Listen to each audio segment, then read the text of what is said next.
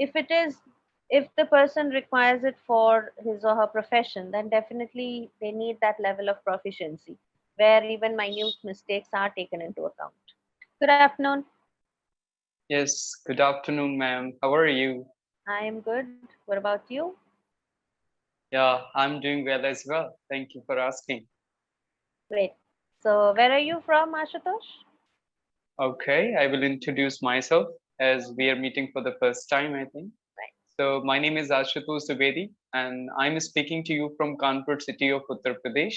About my education, I have pursued my degree, that is BCom Honors Accounting from Banaras Hindu University, and now I'm pursuing my master's, that is Masters of Arts in English Literature. That's all about me. And apart from this, I do run a YouTube channel which is based on spoken English conversations. That's all about me. Okay, that's wonderful. So, tell me, what would you like to talk about today? Yeah, of course, I would love to know about yourself as well. Okay, so well, my name is Piyali, as you already know. I'm from Kolkata, and I have over 6.5 years of experience working as a communication coach, prior to which I used to work as a journalist. And I also have a small confectionery of my own. So that's a little bit about me. Yeah, that's great to hear about you. So, yeah, Okay. as you told me that you have been a communication coach for more than 6 years. Yeah. So, what are the most important things to become a coach? If I would like to see myself as a professional or train people, that what are the important things to focus on? Most importantly, I think you need to be a good speaker. You need to be Mhm, interested in the lives of other people. And mhm, apart from, of course, knowing your, the subject matter well, you also need to be appealing towards people. Okay, building a rapport. I think, particularly when you're dealing with niche clients, not really people who are struggling to frame a sentence, but particularly, let's say you can choose to speak to professionals, so you need to deal with them mhm. in a different manner. And when you're speaking to kids, maybe school children, so you need to tackle the situation differently. You can't apply the same strategy everywhere, right? So it's all about understanding the person you're speaking to, and just being comfortable, being enjoyable. These are the things that I have Yeah. picked up. And of course, there are some people who have their own specific requirements, like people who are appearing for IELTS, or when they Mhm. have to clear some exams and all, or job interviews. These are the requirements that you need to keep in mind, because accordingly you need to customize your service, right? Exactly, you're right.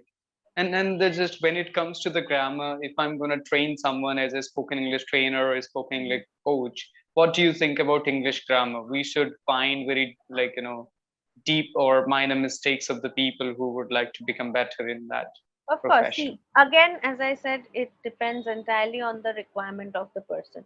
If it is, if the person requires it for his or her profession, then definitely they need that level of proficiency where even minute mistakes are taken into account.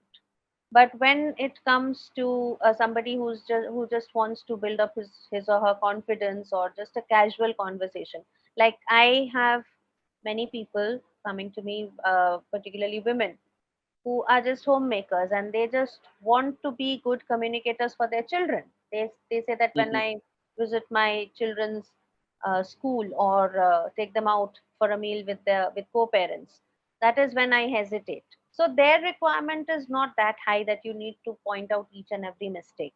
Minute mistakes are okay in casual conversation. The main thing is they need to be confident enough to present themselves.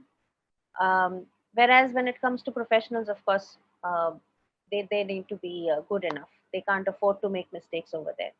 So it entirely depends on whom you are again catering to, right? Exactly, and of course, writing is different from spoken English because Yes, when you yes, of write course. something, that you have to focus a lot on Hmm. sentence structure and grammar and many more things. But when you speak, of course, like if your message is conveyed, like the Hmm. people they will be able to understand you. But if you are in a great professional environment where the people they are Hmm. going to judge you due to your Yeah, grammatical mistakes, or if they are going to hire you as a grammar teacher or English teacher, English professional, then it is of needed. course, I of think so. course. See, when you go into that kind of a profession where you wish to teach others, then of course you need to be perfect. Even for people who are in the field of marketing, sales, even managerial positions where they need to present presentations or anything to the client, there also it is important that they focus on the language. There, I think more than grammar, vocabulary is important because they need to convince somebody for something. So in that case, not just grammar, vocabulary, I think has a higher edge over there. But when it comes to teaching, of course, yes, they need to be perfect in all aspects. Because, uh, like you said, when somebody is applying for a job of a teacher, then they need to be perfect in all aspects during the interview and even into the profession. You never know what kind of question pops up. So they need to be prepared in all aspects. But again, as I said, it's very important to understand the client's requirement. What exactly is their need? Because Expectation. if you overburden somebody who's just seeking to frame a casual conversation, being confident enough, like a homemaker or somebody who's from a completely different background, who has no clue about English grammar altogether. If you tell him or her to work on each and every aspect of grammar, he'll feel overburdened. Then he'll lose confidence further, and it further affects on the speaking capabilities. So you need to understand your audience in the first place. Whom are you speaking to, and what exactly is their need? More than expectations, I would Yes. say their need. Expectations and needs are two separate things. Okay, so that is very crucial to understand as a coach, I would say. So Exactly, of course. what exactly is your goal? What do you want to do Yeah, after? basically, I would like to grow my YouTube channel. As I said, that I'm running a Mhm. YouTube channel. And second thing, I would like to see myself as a good speaker, as a like podcast host.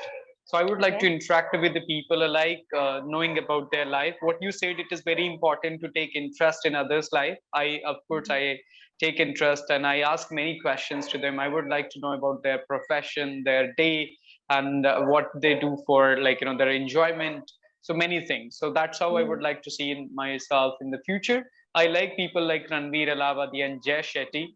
So I Mhm. would like to see myself in that stage in future. I know very well it takes time, and I'm patient enough to be in that Mhm. stage. I would like to work really hard on this skill for a decade or maybe for 5 years to become better in it. Great. That's a wonderful thing, and you're so focused towards it. So that's great. Just work towards it, and the a slight correction which I would like to do in your speech. You're a good speaker. Okay, so far nothing to point out, but you do have a slight MTI. Okay, that see, MTI is a problem with most people in India. Even if we talk about foreigners, they have the same thing. But we Indians we take a tough time to resolve this issue. So it's all about practice, and you're already working on it, so it shouldn't be a problem. But just wanted to point out, that's all. Yeah, So exactly. all right. So have you gone through today's topic? It's quite an Yes, interesting one, yes, I had gone through that.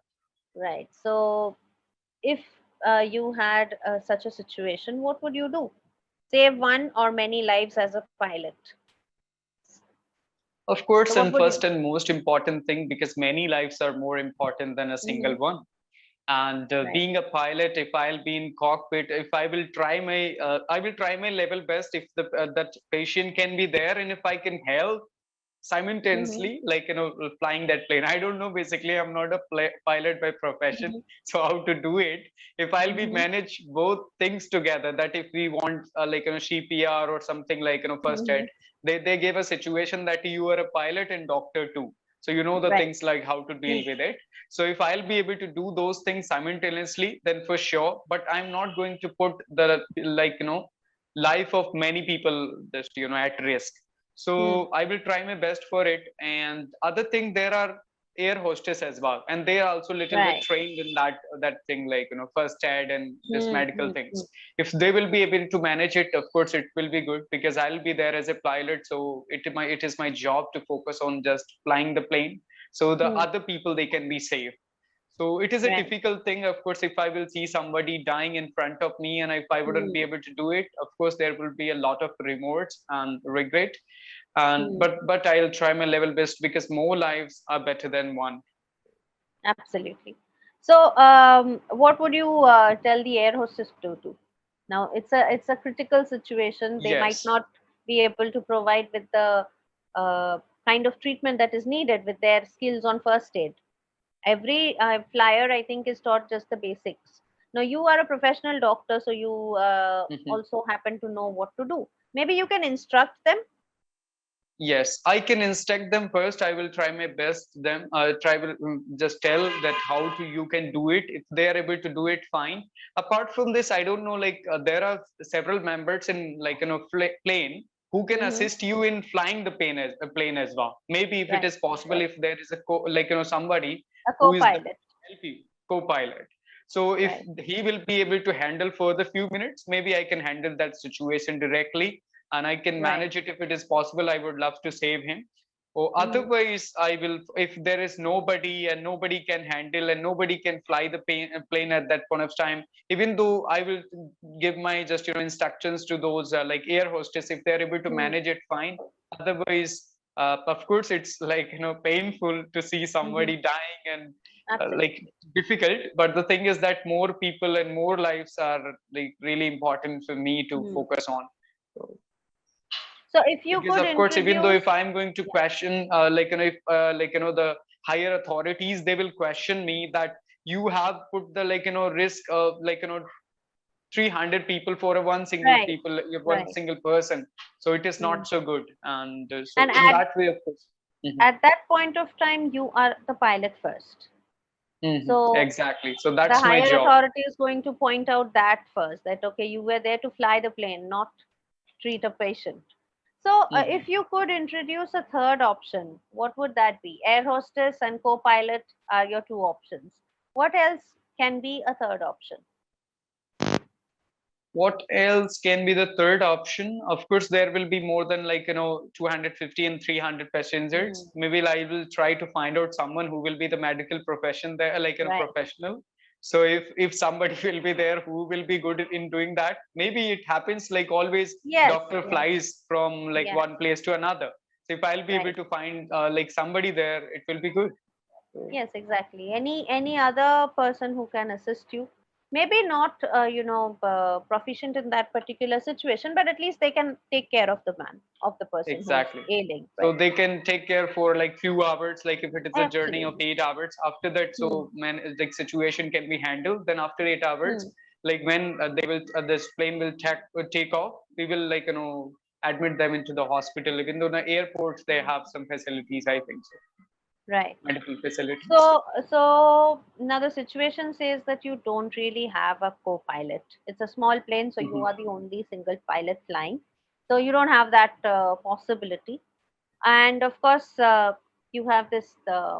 Yeah, the air hostesses can probably take care of it as much as possible, or you find another doctor in the cockpit. Sorry, in the plane.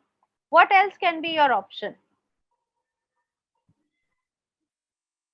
Apart from this, what I feel option, as I Hmm. said already, said the another situation that if I'll be able to handle those things Hmm. simultaneously, if I think along with the flying the plane and just managing the all the system, Hmm. if I'll be able to do something for it or give the medicine, I'll take the help of passengers. Then fine. Hmm. Otherwise, of course, like it's You'll better to let it be. save many lives. Mhm. Right.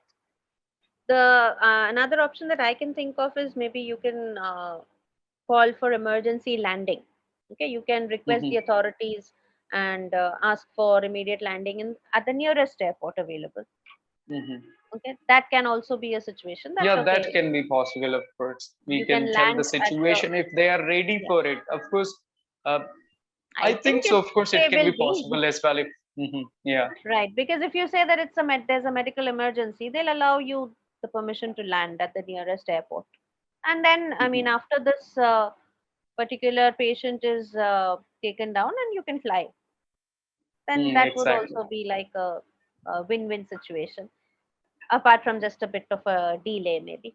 So, how would you feel about this entire situation? As Exactly, it's somebody who is critical. in a Mhm. decision deciding position, what would Mhm. be your feelings? Feelings, of course, like, it's difficult to see somebody is dying in front of you and have a Mm-hmm. lot of problem, but you're not able to do anything for them. And Mm-hmm. but the same point, we have two options, that many people at the same point of time and a single person. So we will choose many people. So it will be difficult for me to digest whatever happening in the front of me, Mm-hmm. but I will take a wise decision. So as I already told you, if there is any possibility to save him or her, I'll try my best. Otherwise, I'll go for the many people. So it is a typical situation. It happens with the many people, of course, Mm, but they take a decision and whatever they think. In that, it depends on the presence of mind. What do you right. think at that point of time? So So, how do you generally take your decisions in life? Is it spontaneous, or do you give it a lot of thought process? And I what? don't go instantly for anything. I take Hmm. time, I think about it, that what will be the impact of those things in my life, and then I go for it. And so far, all your decisions have been a success. I, of course, I feel so. And the Mhm. definition of success matters, like, it It differs from varies, person to person, right? of course. I can be, like, successful in my opinion, but somebody can say that you are a big failure. So that Hmm. depends from a person to person, but I feel No, no. whatever I I was just choose for talking about myself. yourself, not about others. Are you Yeah, about satisfied myself, with I'm whatever fine you with have? myself. Exactly, Okay. of course I try my best, and I believe in that. Of course I should focus on karma, not on consequences a lot. So I focus Hmm. on my work rather than focus on results a lot. So when I'm happy with myself, if I'm giving my 100%, it's good, I'm satisfied, I'm happy. Whatever the result will be, let it be, and it depends on God. So whatever Great. they are going to give me in That's the like in a spirit that we reward. need, I guess, to just do our bit and let the universe decide the rest of it. Okay, I think we're almost done with the session. We don't have much time. Just one suggestion, one as in the thing that I already said about MTI. You do have a slight slang, so work on that. Since you wish to pursue this in a more professional manner, I think it will really help if you also try out some voice modulations. Okay, that will also help you overcome the pronunciation or the slight MTI that you have. Okay, and another thing is you tend to use repeated words, that is like regret, remorse, they both mean the same. So use either of the two, because otherwise it just makes it a little wordy and repetitive. Okay, somebody who's not aware of the meaning, that's fine. They'll feel, they won't make much of a difference out of it. But other than that, nothing much to point out. You're a good speaker, in fact a wonderful speaker, and you have good control over your fluency. Your pronunciation's good. Try to widen your vocabulary range a bit more, and just work on these two things. That's all. Exactly. Okay. So thank you so much, Vinay. It Thanks was to you. lovely talking to I'll you. try my best. Mhm. Okay, same here. Thank you.